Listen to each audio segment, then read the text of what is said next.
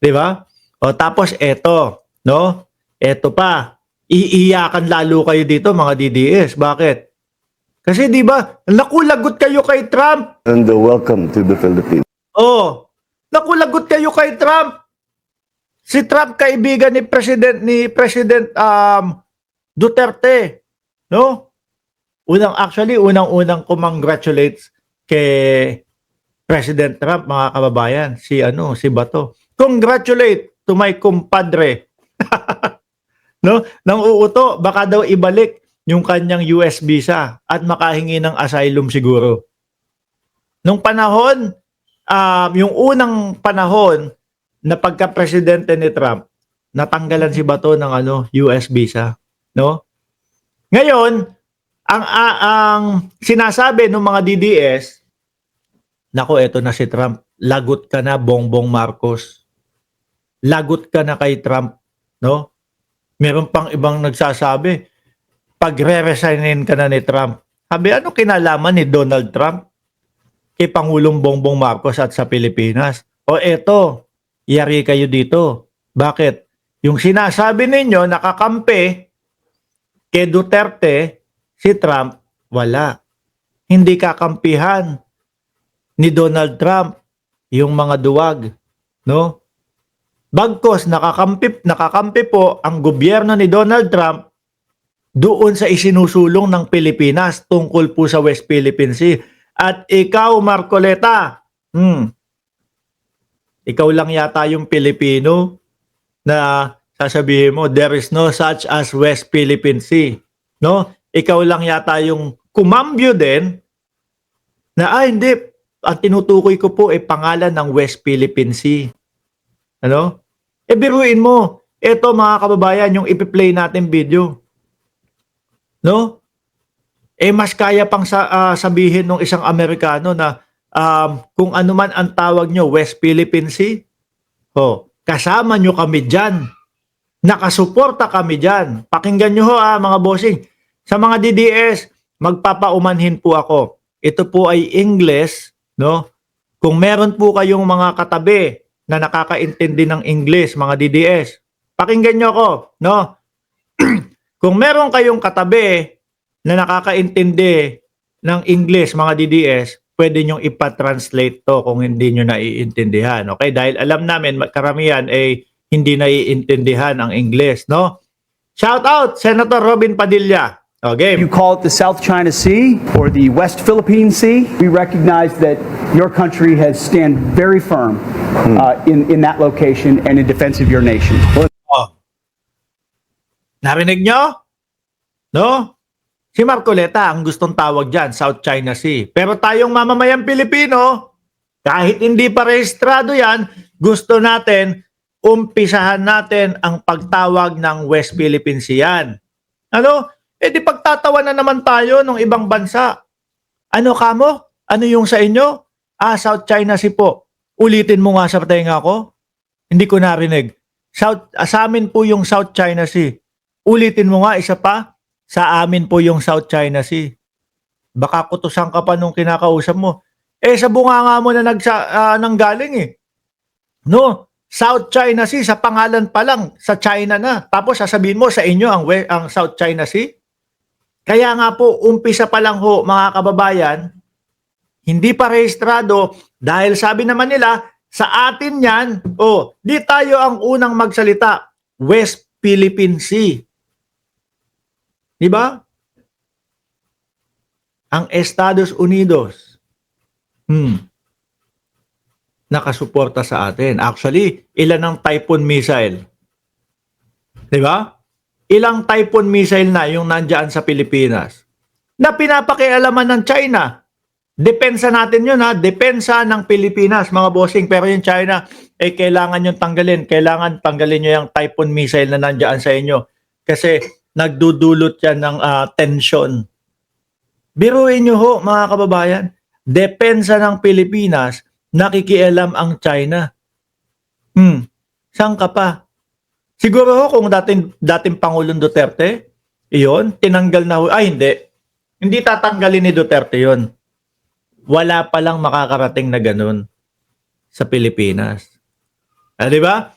Bakit? Di nanginig yan kay Xi Jinping, natakot yan kay Xi Jinping. Yun nga lang, kawawa. No? Aaminin ba ng mga yan na humingi ng asylum ang dating Pangulo Duterte? Hindi nga nakarating ng China, di ba? Hindi umabot, hindi pinapasok sa China. O paano magkakaroon ng paano magkakaroon ng pagpasa ng form na ako po si Rodrigo Duterte, humihingi po ako ng asylum sa China. Hindi nga nakarating doon. So wala talagang mangyayari. No, ni pag-fill up ng form sa paghingi ng asylum, hindi na pinayagan. Hindi na pinayagan. Whether you call it the South China Sea or the West Philippine Sea, we recognize that your country has stand very firm in that location and in defense of your nation. Once again, thank you for your visit and welcome to the Philippines. Well, Oh, iiyak ka na. Sabi ni Psychedelic Guy, pati universe ni Kibuloy, laglag. Mr. President, it is an honor. Thank you very much. I had a chance to speak just a few minutes ago to our president. Nakakahiya ang mga DDS dito, ano? Sila po ang naratibo nila, mga kababayan, wala, ibigay na natin yung West Philippine Sea, hindi na magiging atin 'yan, no? Yung mga naratibo ng mga DDS, ibala nyo sa kanyon si Mark Ramos, no? Tsaka yung mga vlogger nila. Kasi sila yung matatapang. Dahil po ipinagtatanggol natin na sa atin ang West Philippine Sea. Sandali, mahiya naman kayo doon sa mga bayani natin dati. Kaya tayo namumuhay ng mapayapa, kaya tayo namumuhay, no? Nang tayo lang sa sarili nating bayan. Bakit? Dahil po doon sa mga bayani natin dati. No? Sila hindi nila inisip, mamamatay ako dito sa giyera na to pagka dumalo ako, pagka sumali ako. Si Andres Bonifacio, gulok lang o taga lang ang dala nung nagsimula ang giyera. Mga bossing. Ano kalaban? Mga rifle na mahahaba. Umatras? Hindi. Yung may idol kay Bonifacio, si Robin Padilla, nangunguna pa wala po tayong laban dyan sa China. Boss, baka pwede palitan mo yung idol mo. No? Dahil si idol mo, na si Andres Bonifacio, kahit gulok lang ang dala nun, dumiretso. Hindi nila inalintana na buhay ko kapalit dito Okay lang, walang problema. Dahil naman sa susunod na henerasyon, ang laban na ito. Para sa'yo, ang laban na to. Di ba? Hindi nila inalintana. Ngayon, tayo na po ang nasa posisyon na ganun, mga kababayan. Medyo nga lang to. Medyo, kumbaga, dati, yun, yung mga lumang mga kagamitan. Ito, medyo kakaibang digmaan kung sakali. Di ba? Tayo ang nasa posisyon na ganun. Hindi natin kayang gawin para doon po sa susunod na henerasyon natin. Tapos, ipagmamalaki nyo pa dyan sa comment section, mga DDS, na, matatapang kayo di kayo ang sumugod dyan. Nakakahiya naman. Ano po? Kaya kami ganito, ayaw namin yung mga anak namin, yung magiging anak nila, babatok-batukan ng mga Chinese. No? Dahil nasakop na tayo. Ayaw namin ng ganun. Ultimo nga Palawan, nakita nyo ang naratibo ng China? Kanila na daw? Sabi ni Ber Ponce, magkano ba ang bigayan? Hindi ko alam. Basta ang nakita ko, madami silang pumupunta dun. Madami silang nando sa Mendiola. Siguro mga pagbigyan na natin yung number nila, 50,000. Hindi ko lang alam kung magkano bigayan dun. Di ba? Hindi ko alam kung magkano bigayan doon sa Mendiola. Ikaw punta ka doon, alamin mo kung magkano yung bigayan. Total naman tinatanong mo. Mga DDS, paano? Ito President Trump, who sends his regards to you as well, thinks very fondly of this great country, is very committed to the alliance that we have, to the friendship that we have, the cooperation that we have. Ang bigat, ang saklap, no? Na yung sinasabi nyo na si Trump, pagre-resignin na, patatalsikin si Bongbong Marcos, eto pa. Na iba ang kanilang ipinaglalaban kaysa doon kay dating Pangulong Duterte.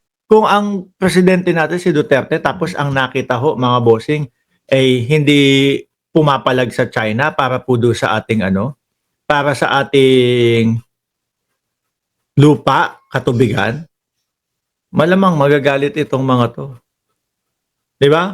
O sa nagtatanong daw kung magkano daw bigayan doon sa doon sa Menjola, sabi ni Sir Luis Gabuyo, 500 less commission ng organizer, 20%. Oh. So for na lang daw, 400 na lang daw ang bigayan. Anyway, mga boss chief amo sir, baka sabihin nila fake news tayo. Ayan. Ayan yung sa Davao, no? Kung hindi man ako nagkakamali, Davao ito, pero panigurado ko, kay dating Pangulong Duterte concert yan. Merong nakasuntok na ganon, merong heart na green, may Pilipinas. Mga nagsusuntok sila doon.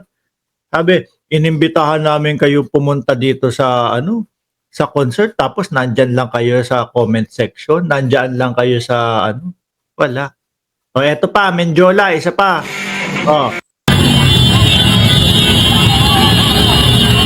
Kung makita mo, puro sasakyan na dito, yung mga dadaan na antala nila. 'Di ba? Nag-traffic, mga bossing, mga sasakyan na. Ito lang ho sila, yung kaperanggot na yan. Na tayo po 120 million, kulang 120 million na, tapos ito yung sinasabi nilang majority ng mamamayang Pilipino nandun na sa Menjola. Mga DDS, bukas ulit iiyak kayo sa akin. Ngayon, paalam muna.